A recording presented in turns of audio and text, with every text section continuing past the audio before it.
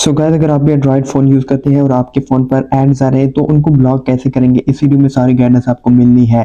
तो चलो वीडियो को स्टार्ट कर लेते हैं। सिंपली इसके लिए आपने करना क्या है कि अपने फ़ोन के सेटिंग में जाना है। अब जैसे यहाँ पर मैं सेटिंग में चला जाता हूँ, यहाँ पर आपने क्या करना है कि स्क्रॉल डाउन करना है। जैसे ही आप स्क्रॉल डाउन करोगे, यहाँ पर आपको एक ऑप्शन मिलेगा मोर कनेक्शंस वाला, इस पर आपने सिंपली क्लिक करना है।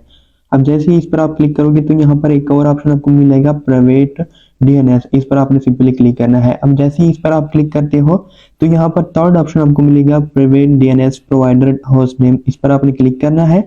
अब यहाँ पर आपने कुछ टाइप करना है डीएनएस। जैसे ही आप टाइप करोगे उसके बाद आपने डॉट लगा देना है, उसके बाद आपने लिखना है एड गोल्ड .com। अब जैसे ही ये सब कुछ आप यहाँ पर लिख लोगे तो उसके बाद आपने सिंपली करना क्या है कि इसको सेव कर लेना है।